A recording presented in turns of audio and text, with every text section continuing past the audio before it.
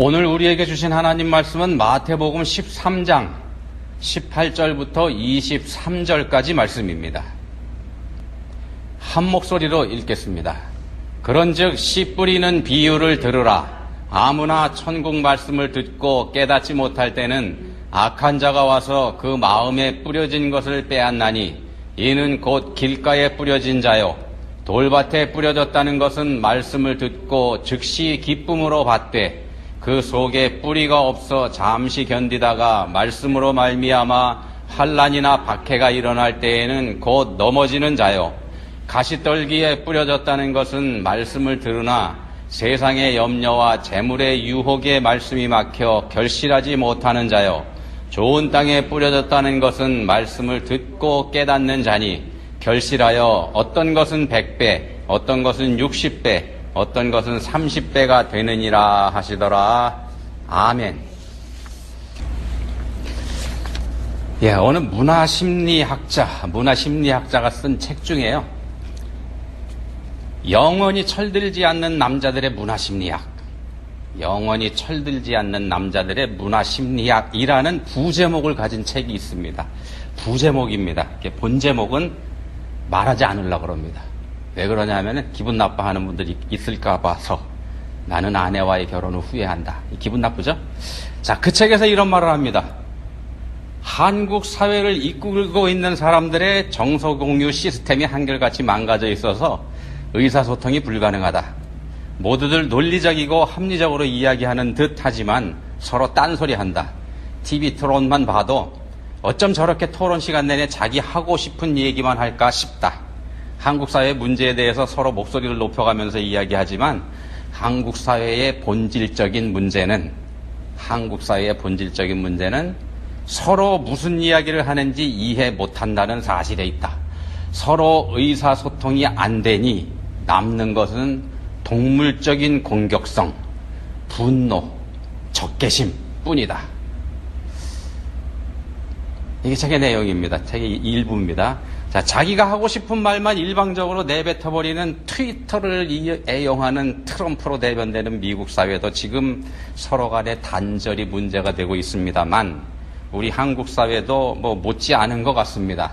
같은 혈통, 또 같은 언어를 사용하는 걸 우리 사회의 특징이라고 말하고 있습니다만 사회 전체가 분열이 돼서 서로 딴소리하고 서로 자기 소리만 하고 있는 거 듣지 않고 말입니다. 그게 우리들의 실정인 것 같습니다. 미국이나 한국이나 똑같은 것 같습니다. 자, 우스갯소리입니다. 파고다공원 같은데 어르신들이 많이 모이는 데 있지 않습니까? 이렇게 어르신들이 많이 모이는 곳에 가보면 대체로 시끌시끌하다 그럽니다. 목소리 톤도 높고 열성적으로 토론도 하시고 발표들 하고 그러시는 거죠. 대화를 그렇게 하시는 겁니다. 근데 그런 자리에서 자주 들리는 말이 있다 그럽니다. 이게 어떤 거냐 하면은요, 이런 말입니다. 나도 말 좀 합시다. 이런 말이 자주 들린다 그럽니다. 이게 발언권을 한번 잡은 어르신의 말씀이 그치지 않으니까 씻고 들어갈 수가 없으니까 하는 말씀이겠죠. 말씀하는 분은 신이 나서 발언권 안 뺏기기 위해서 쭉 연달아 하겠지만 이게 듣는 분들은 그게 아닌 것 같다는 얘기가 됩니다. 자, 그런 특징들이 있습니다. 목사님들이 하는 우스갯소리도 있지 않습니까? 주일학교 예배에 이 담임 목사님들이 한번 들어가 보면 정신이 없다 그러죠. 아이들이 딴청을 피우고요, 떠들고 장난치는 녀석도 있고 어떤 녀석들은 도 닦는 것처럼 조용히 앉아서 핸드폰만 만지작거리고 엉망이죠, 한마디로. 자, 그에 비하면은요, 어른들이 드리는 예배 집중도가 탁월합니다. 간간히 조는 분들 빼놓고는 눈을 부릅뜨고 설교 말씀을 듣기 위해서 집중하는, 그게 어른들 예배의 특징이죠. 근데 그렇지만 장난만 치던 아이들은 앞에서 전도사님이 한 말, 전도사님 말씀 거의 다 기억을 합니다만 그에 비해서 어른들은 그렇지 못하다고 그러죠. 다르게 알아들은 분도 있고요, 빼먹고 알아듣는 분도 있고, 그리고 하지도 않은 말 들었다고 하는 분들도 있고 그렇다 그럽니다. 자, 눈을 부릅뜨고 집중해서 열심히 듣는 것 같았는데 눈만 그랬던 것 같더라. 이런 농반진반 그런 말씀들을 합니다. 우리가 살다 보면 내가 하지도 않은 말을 내가 했다 이렇게 하는 경우 있죠. 그런 말을 듣는 경우들이 종종 있습니다. 나는 그런 말 한 적이 없는데 사람들이 그럽니다. 당신이 그런 말 했다더라. 왜 그런 일이 생길까? 아마 이유가 셋 중에 하나일 겁니다. 첫 번째 이유는 들은 사람이 잘못 알아들었거나, 두 번째 이유는 어떤 사람이 나를 모함하려고 말을 만들어냈거나, 그리고 세 번째 이유는요, 내가 진짜 그 말을 한 게 맞는데 내가 잊어먹고 있거나, 그 셋 중에 하나일 겁니다. 근데 우리는 세 번째는 절대로 아니다, 그렇게 확고한 믿음을 가지고 있죠. 내가 그런 말 절대로 안 했다, 잊어먹은 게 아니다, 그런 믿음을 가지고 있는 게 우리들입니다. 자, 소통, 커뮤니케이션을 연구하는 학자들은요, 메시지는 말하는 사람이 메시지를 전하지만 그게 어떤 메시지였는지 이거는 말하는 사람이 아니라 듣는 사람이 결정한다, 이런 얘기 한다고 그러지 않습니까? 자, 트럼프가 트윗을 열심히 날려도 이제는 그대로 믿는 사람 많이 줄어들었지 않습니까? 이걸 봐도 뭐 그 얘기가 맞는 것 같아 보입니다. 자, 그만큼 소통이 어렵다, 그런 얘기가 됩니다. 소통이 어렵다. 그리고 경우에 따라서는 메시지가 오는 대로 그대로 다 받아들이지 말아라, 이런 얘기도 있죠. 우리 고시조에도 보면 그런 거 있지 않습니까? 이미여 온 놈이 온 말을 하여도 이미 짐작하소서. 예부터 그랬던 것 같습니다. 로마서 10장 17절에 보시면 우리가 잘 아는 말씀이 있습니다. 믿음은 들음에서 나며 들음은 그리스도의 말씀으로 말미암았느니라. 자, 듣는 게 믿음의 출발입니다. 믿음은 듣는 거에서 출발합니다. 예수님의 십자가의 대속, 이거 복음 중에 복음입니다. 복음 중에 복음입니다만 전에 듣지 않고서는 그 사실을 알 수가 없죠. 누군가가 예수님의 십자가 복음 나한테 얘기해 주지 않으면 내가 알 도리가 없다는 겁니다. 그래서 전해야 할 의무가 먼저 아는 자들, 우리 그리스도인들에게 있게 되는 겁니다. 근데 복음을 들었을 때, 그런 복음이 들었을 때, 복음 중에 복음이라고 할지라도 그런 복음을 들었을 때 반응이 사람마다 다르게 나타납니다. 같은 자리에서 같은 말을 같이 들었어도, 함께 들었어도 그 말을 믿는 사람이 있는가 하면 그렇지 않은 사람도 있지 않습니까? 자, 그러기 때문에 사람마다 반응이 다르기 때문에 우리가 전도할 때 두려움을 갖게 되죠. 내가 전하는 말 어떻게 받아들일지 모르기 때문인 거죠. 그 두려움을 갖게 됩니다. 방금 로마서 10장 17절 말씀드렸습니다만 그 로마서 말씀이 이렇게 계속해서 이어집니다. 이거 이번에는 공동번역 성경으로 한번 읽어드립니다. 그러므로 들어야 믿을 수 있고 그리스도를 전하는 말씀이 있어야 들을 수 있습니다. 전하는 말씀이 있어야 들을 수 있습니다. 나는 묻겠습니다. 그들이 그 말씀을 한 번도 들어본 적이 없습니까? 분명히 들었습니다. 성서의 말씀에도 그들의 소리가 온 땅에 울려 퍼졌고 그들의 말이 땅끝까지 이르렀다 하지 않았습니까? 이미 선포가 됐다는 겁니다. 그리스도의 복음이 땅끝까지 선포가 됐는데 그렇다 그러면은 이미 한 번씩은 들어봤다는 겁니다.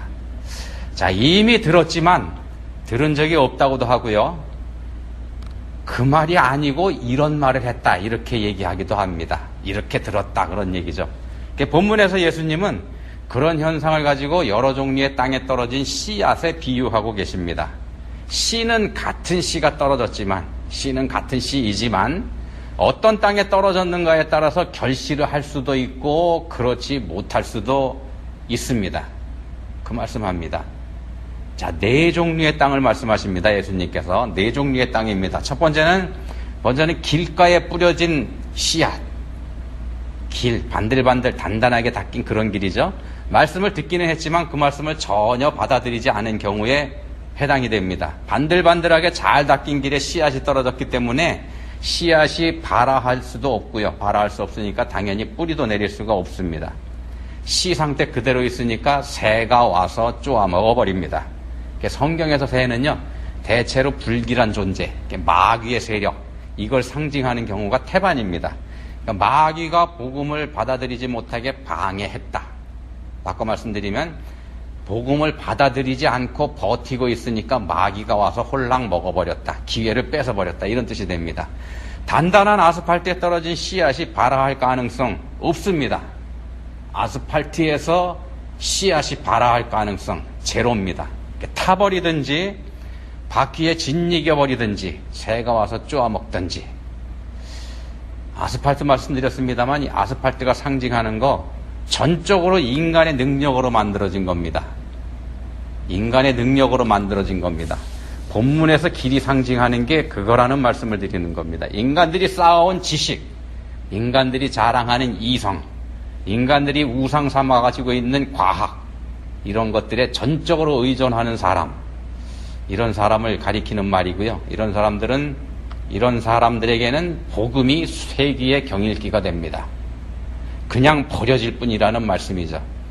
마귀가 그렇게 하도록 유혹하고 유도해 간다는 말씀입니다. 그리고 마귀가 그렇게 유혹해 가도록 자기 마음을 마귀에게 내주는 사람들입니다. 사람은 나이가 들수록 복음을 받아들일 가능성이 적다 그럽니다. 나이가 들어갈수록 예수님 믿을 가능성이 적다는 말씀입니다. 애들은 스폰지와 같아서 가르쳐주면 가르쳐주는 그대로 받아들입니다. 막 빨아들이죠. 그래서 주일학교가 엄청나게 중요합니다. 우리가 주일학교에 소망을 걸어야 되는 이유가 거기 있습니다. 근데 나이가 들수록 그렇지 않다는 겁니다. 나이가 들수록 경험하게 되는 것들이 많이 있지 않습니까? 경험이 복음이 들어오는 걸 방해하고요. 지식이 복음이 들어오는 걸 가로막고 신념이 복음이 들어오는 걸 거절한다는 겁니다. 그래서 어르신을 전도하는 일, 이게 쉽지 않습니다. 다 안다면서 거부하는 것, 이게 나이가 든 사람들의 특징입니다. 그래서 아는 것이 병이다 라는 말씀하는 것 같습니다. 이런 경우에는 말입니다. 대학생 나이의 젊은이들, 이 친구들도 만만치 않습니다. 젊을 때는 자기가 옳다 이런 신념에 빠져 있기 때문이죠. 다 알기 때문에요. 다 안다고 자부합니다. 세상이 썩었다. 이런 경우에 젊은이나 어르신들이나 마음에 단단한 아스팔트를 깔고 있는 그런 경우가 됩니다. 이게 첫 번째 경우고, 두 번째는 돌밭에 뿌려진 씨앗입니다. 주변 환경이 모질고 거친 경우에 해당이 됩니다. 예를 들면 이슬람 사회에서 기독교인이 되는 거, 이건 생명까지 위협받는 굉장히 위험한 일이 되지 않습니까? 주변에 있는 돌들이 가만 놔주질 않습니다. 자라지 못하게 하거나 뿌리를 못하게 해서 죽여버립니다. 뿌리를 내린다 해도 흙이 부족해서 생명을 유지하기가 어렵지 않습니까?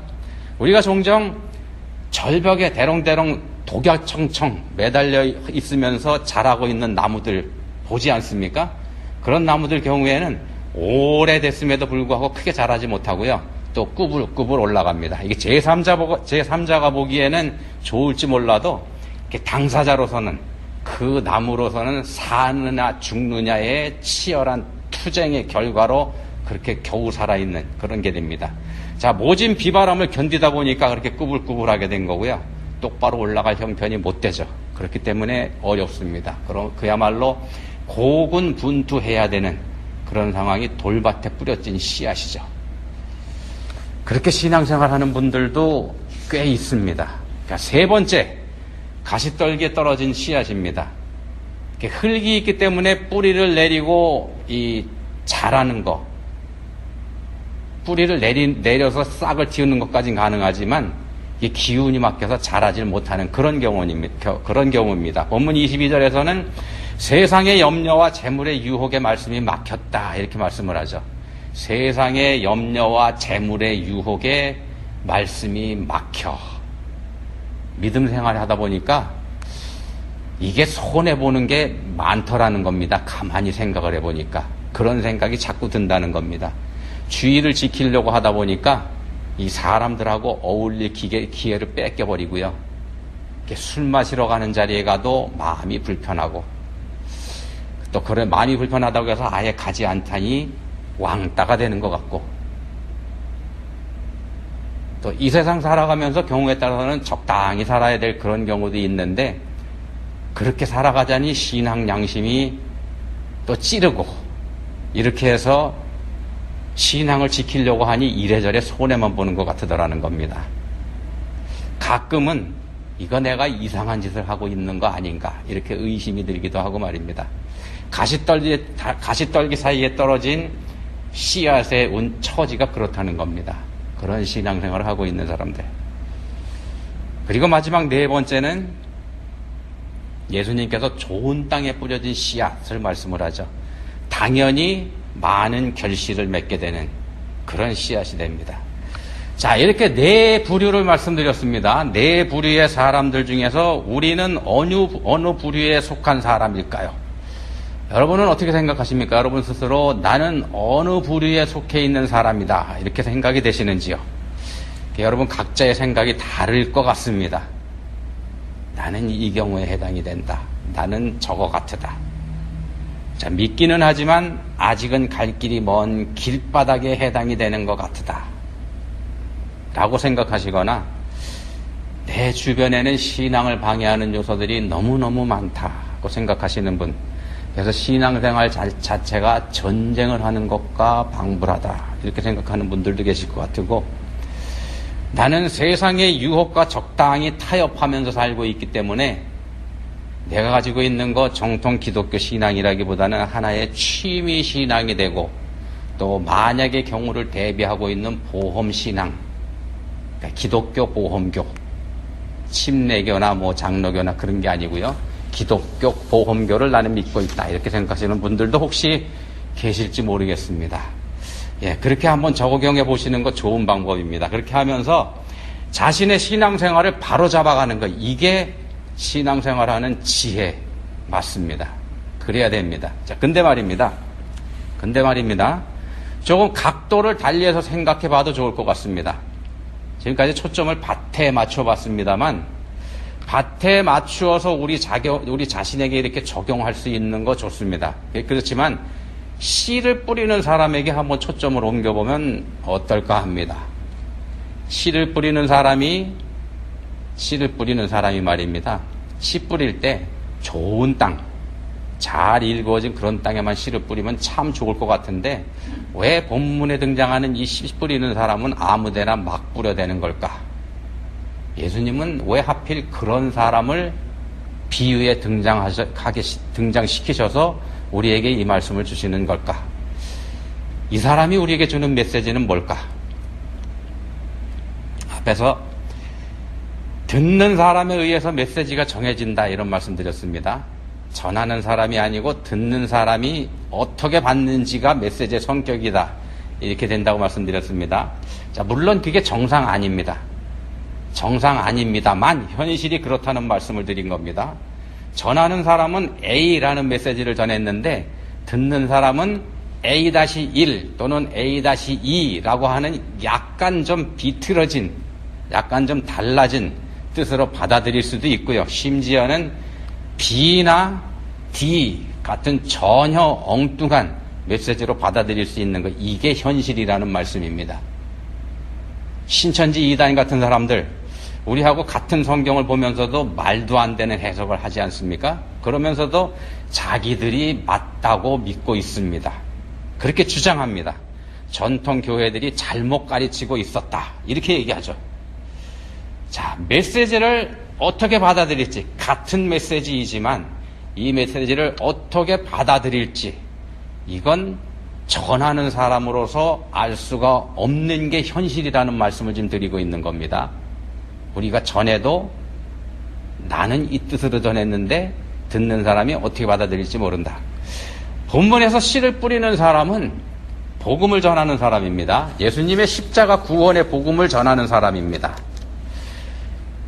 이 사람이 복음을 전하면서요, 본문에 등장하는 씨 뿌리는 사람은 복음을 전하면서 아무데나 막 뿌려댑니다. 우리가 보기에는 마구잡이로 뿌려댄다는 생각이 들 정도로 아무 곳에나 막 뿌려댑니다. 자, 우리에게 주는 메시지가 뭐냐 하면은요, 복음은 이렇게 전해져야 한다. 복음은 그렇게 전해져야 되는 겁니다. 대상을 가리지 말고 말입니다. 우리는 전도할 때 고민 많이 합니다. 전도할 때 고민을 무지하게 합니다. 내가 저 사람에게 전도하면 저 사람이 어떻게 반응할까? 이거 걱정합니다. 저 사람하고 내가 친하게 지내고 있고 내가 저 사람 좋아하고 사랑하기 때문에 저 사람 구원하려고 복음을 전하려고 하는데, 근데 만약 내 기대하고는 다르게 너 그런 얘기하면 관계 끊을 거야, 이렇게 얘기하면 어떡하나, 이런 걱정을 하죠.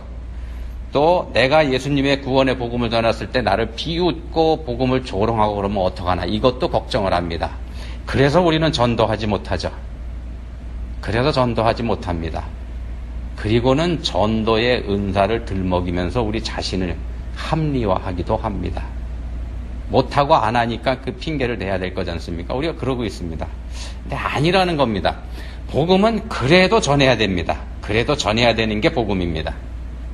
생각이 많으면 어려움도 많아집니다.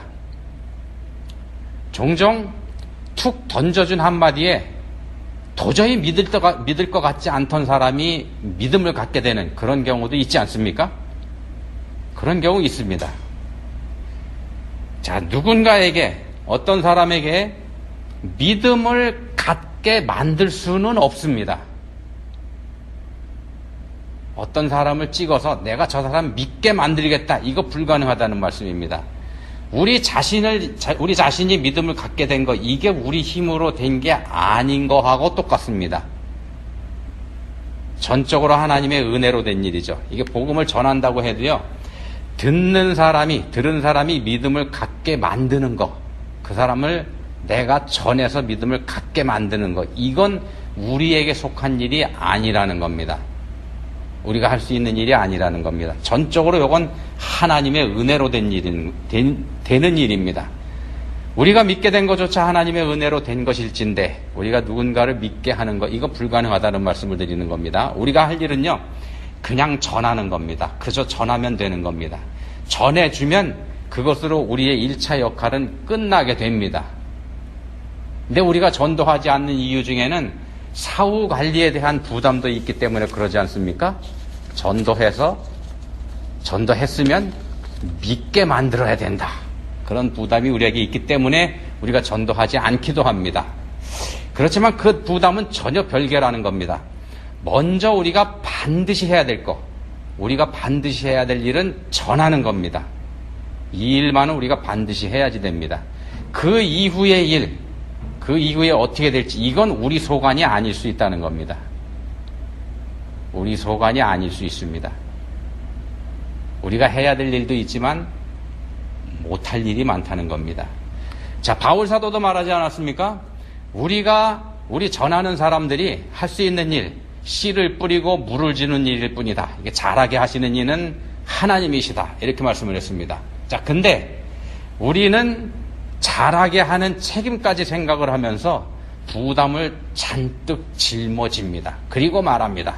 전도가 부담스럽다. 내가 저 사람을 어떻게 믿게 만들 수 있나? 나는 못한다. 그래서 아예 포기해버리죠. 그리고는 말합니다. 나는 전도 체질이 아니다. 자, 세상에 있는 종교를요, 두 가지로 나눌 수가 있습니다. 두 가지로 나눕니다. 하나는 인간적인 종교고 또 다른 하나는 계시적인 종교입니다. 인간적 종교, 계시적 종교. 인간들이 노력을 해야지 되고 또 그 노력에 따라서 성패가 갈리는 것, 이게 인간적 종교입니다. 기독교를 제외한 세상에 있는 모든 종교가 여기에 속한다, 이렇게 보시면 됩니다. 예를 들면 불교에서는 자신의 공덕을 필요로 하지 않습니까? 이슬람에서도 자기가 하기에 따라서 내세가 어떻게 된다, 내세에 뭘 받게 된다, 이런 얘기 하지 않습니까? 하다못해 다른 종교에서는 도라도 닦여야 된다, 도라도 닦아야 뭐를 얻을 수 있다, 이렇게 얘기하지 않습니까? 자기가 뭔가 해야만 하는 것, 이게 인간적인 종교입니다. 그렇지만 기독교는 하나님의 계시에서부터 출발합니다. 하나님의 자기 계시, 하나님의 당신 계시가 없었다면 성경도 없었고 기독교도 존재할 수가 없었습니다. 죄로 타락한 인간이 자기 스스로 자기 능력으로 하나님을 찾을 수 있는 방법 없기 때문입니다. 영적 존재인 인간이 그 영의 수여자이신 하나님으로부터 분리돼 버려서 영적 사망 상태에 있기 때문에 그렇습니다. 죽은 시체는 자기 스스로 아무것도 할 수 없지 않습니까? 똑같습니다. 하나님의 자기 계시, 당신 계시가 없었다면, 사람에게 찾아오셔서 하나님께서 말씀해 주지 않으셨다면 우리 스스로는 우리 자신에게 영이 있는지 그거조차도 알지 못했을 게 분명합니다. 알 방법이 없습니다. 자, 두 가지 종교를 말씀드렸는데 이 두 종류의 종교에서 보는 본문에 등장하는 좋은 땅, 이 개념이 서로 다릅니다. 본문에 좋은 땅 예수님께서 말씀하시는데 이 좋은 땅의 개념이 양쪽 종교에서 보는 게 서로 다르다는 겁니다. 인간적인 종교에서는 인간 스스로, 자기 스스로 좋은 땅이 돼야 한다. 이런 부담을 갖게 합니다. 그래야 됩니다. 인간적인 종교에서는 씨를 받아서 싹을 틔우고 뿌리를 내리고 뭐가 나오게 하려면은 좋은 땅이 돼야죠. 자기가 돼야 됩니다. 자기 자신의 노력이 필요로 하는 거, 이게 인간적 종교입니다. 그렇지만 땅이 스스로 좋은 땅으로 변할 수는 없습니다. 땅에는 그런 능력이 없죠. 누군가 일구어 줄 때 그게 가능하다는 겁니다. 자, 우리 자신의 구원을 위해서 우리가 할 수 있는 일 없습니다. 우리 자신의 구원을, 우리가 구원받은 사람인데 우리가 구원받은 거에 우리 공로는 없습니다. 자, 구원은 하나님의 은혜의 선물인 믿음으로 되는 것이기 때문입니다. 근데 그 믿음이 하나님의 은혜의 선물이죠. 구원받은 그리스도인은 하나님께서 돌 같은 마음을 좋은 땅으로 일구어 주신 사람이라는 말씀을 좀 드리는 겁니다. 좋은 땅으로 일구어 주셨기 때문에 거기에 누군가가 복음의 씨앗을 뿌렸고, 그리고 그 씨앗을 하나님께서 싹 틔워서 자라게 하신 겁니다. 그게 그리스도인입니다. 자, 그런 그리스도인에게는 구원받은 하나님의 자녀로서 말씀에 순종해야 하는 의무가 있는 것이고 말입니다. 구원받았으니 아무것도 안 해도 된다, 그거 아닌 겁니다. 말씀에 순종해야 하는 의무가 주어집니다. 자, 그럼 한번 여러분 생각해 보십시오. 전도의 사명이 그리스도인에게 있는데 이 전도의 사명을 전도의 부담이라고 생각하는 게 올바른 생각이지 말입니다. 우리는 전도라는 말 들을 때마다 부담 갖지 않습니까? 전도 대상자, 내가 전도해야 할 사람을 변화시켜서 구원받게 만들어 줘야 된다, 이런 부담을 갖는 거 말입니다. 그거 아니라는 겁니다. 그거 아니고 전도는 부담스러운 게 아니라는 말씀입니다. 그냥 하면 되는 겁니다. 그냥 전해주면 되는 겁니다. 전도 그겁니다. 그러니까 하나님께서 우리에게요, 왜 그 사람 구원하지 못했냐? 이렇게 야단치시지 않는다는 겁니다. 너 왜 그 사람 구원하지 못했냐? 이렇게 야단 안 치십니다. 어떻게 야단을 치시냐? 너 왜 그 사람에게 전하지 않았냐? 왜 전하지 않았냐? 이거 야단 치신다는 겁니다. 에스겔 3장 19절에서 말씀합니다. 에스겔 3장 19절입니다. 내가 악인을 깨우치되 전했다는 말씀이죠. 내가 악인을 깨우치되 그가 그의 악한 마음과 악한 행위에서 돌이키지 아니하면 그는 그의 죄악 중에서 죽으려니와 너는 내 생명을 보존하리라. 전하면 책임을 면한다, 그런 말씀이죠. 에스겔 3장에 이런 말씀이 있는데 33장에서도 같은 말씀합니다. 이게 전도, 이거 부담스러워 하시지 말고요, 그냥 전하시기만 하면 된다는 겁니다. 전하시기만 하면 됩니다. 반응을 어떻게 하든지 간에. 그 사람 반응은 내 책임 아닙니다. 그리고 기도하시면 됩니다. 전하시기 전에 기도하시고, 전하시고 기도하시고, 그렇게 하시면 하나님께서 싹을 틔우고 열매를 맺어 주실 겁니다. 그건 하나님께서 하시는 일입니다. 좋은 땅은 하나님께서 일구시는 겁니다. 땅은 하나님께서 일구십니다. 거기에 우리는 씨를 뿌리면 되는 거고 말입니다. 자, 코로나 바이러스 때문에 힘들어하는 이웃에게 부활의 소망을 전하시는 우리 모두가 될 수 있기를 예수님 이름으로 축원드립니다. 기도하시겠습니다. 하나님 아버지, 저희는 전도를 부담스럽게 여깁니다. 그래서 핑계를 만들어서 전도하지 않습니다. 이런 저희를 불쌍히 여겨주십시오. 이제는 저희가 다 해야 한다. 내가 다 해야 한다. 이런 부담 내려놓고 저희가 할 일과 하나님께서 하실 일 분별할 수 있게 해주셔서 저희의 할 바를 감당하게 해주시기 원합니다. 저희에게 은혜 베풀어 주시기 원합니다. 예수님 이름으로 기도합니다. 아멘.